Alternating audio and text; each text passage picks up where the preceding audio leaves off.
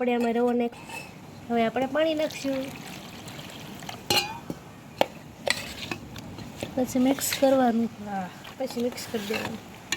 આપણે એમ થાય કે હવે આ બધું ઓબ્ઝર્વ કરી દીધું છે અંદર, તો પછી આપણે પાણી નહીં નાખવાનું. એટલે આજે થોડું નાખવાનું છે અંદર,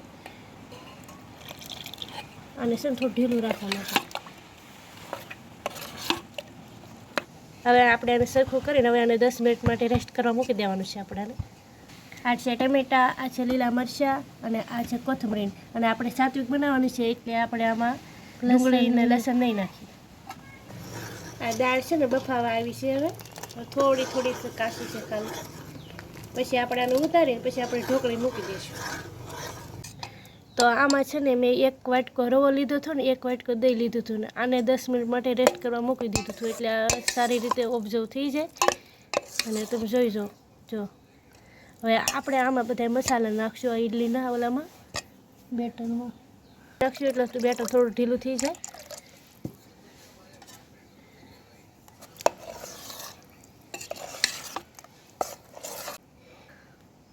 આ છે હિંગ, લાલ મરચું, પછી આ મીઠું ને સ્વાદ અનુસાર આપણે જે નાખતા હોઈએ. ગરમ મસાલો થોડો, ધાણા જીરું ને બધું અંદર નાખેલું છે. અને આ છે ઈનો, બહુ નહીં નાખવાનું, થોડોક નાખવાનો. આની ઉપર થોડુંક આપણે પાણી નાખશું. હવે આ બધું આપણે મસાલો હલાવી નાખશું. તો આ ઈડલી સરસ થાય. તેલ સોંપડી દીધું એટલે પછી આપણે ઉસકાવામાં બહુ વાંધો ન આવે. તેમાં બધું તેલ સોંપડી દીધું છે. અને હવે બેટર છે આપણે આમાં લઈ લઈશું. તો ઈડલી બધી આપણે આમાં નાખી દીધી છે.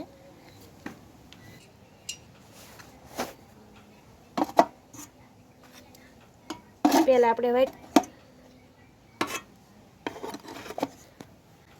પછી એની માથે પહેલાં આપણે આ નાની મૂકશું, પછી એની માથે આ મોટી ડીશ.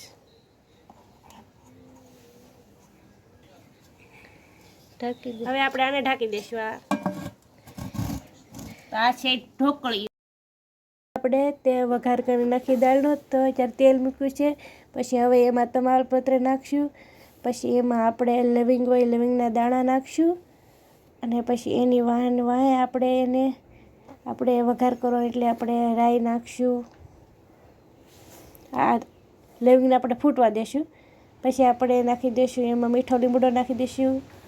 પછી મીઠો લીમડો ફટફટ થઈ જાય પછી એની વાહે રાઈને પણ ફટફટ થવા દેવાનું હોય. એટલે 2 ચમચી રાઈ નાખી છે મેં. પછી રાઈ ચડી જાય પછી આપણે એમાં જીરું નાખી દેવાનું. તો હવે જીરું નાખી દેવાનું. જીરું ચડી જાય પછી આપણે એની વાહે આપણે લીલા મરચાં નાખી દેવાના. લીલા મરચાંને બહુ નહીં ચડવા દેવાના, એટલે એની આપણે પાછળ આપણે હલાવીને એની વાહે આપણે ટમેટાં નાખી દેવાના. તો હવે ટમેટાને ઘડીક થોડી વાર આપણે ચડવા દેવાના, એને કાચા ન રહે એવી રીતે હલાવી નાખીએ થોડું. તો હવે થોડું મીઠું નાખવાનું આપણે સ્વાદ અનુસાર મીઠું. પછી હલાવી નાખીએ થોડુંક. અને એની વાહે મેં હિંગ નાખી દીધી. પછી વાહે હળદર નાખીને પછી આપણે એને હલાવી નાખવાનું. પછી થોડી સડવા દેવાની. હવે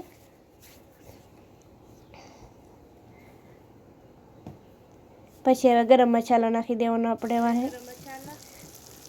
પછી હલાવી નાખી. પછી આ મસાલો ચડી ગયો એટલે એમાં દાળ નાખી દઈએ થોડી.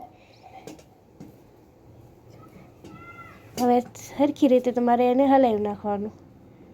હવે પછી આ મસાલો છે એ આ દાળમાં નાખી દેવાનો. પછી આ તપેલું છે એ પછી હું ચૂલે મૂકી દઉં ગેસે. પછી એને હલાવી નાખવાનું. અને હવે આમાં આંબલી નાખી દઈએ. આંબલી નાખી તો થોડી સાંભરમાં ખટાશ આવે એટલે આંબલી નાખી દીધી. હવે હલાવી નાખી. હવે દાળ થઈ ગઈ છે. હવે નાખી દેવાની કોથમરી.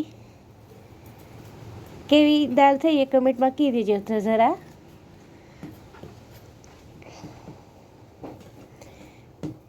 અને આ છે ઈડલી. ઈડલી બી તૈયાર થઈ ગઈ છે મસ્ત. એને પણ મેં વઘારી નાખી છે. અને આ છે દાળ. ચેનલને સબસ્ક્રાઈબ કરી નાખજો. વિડીયો લાઈક ગમ્યો હોય તો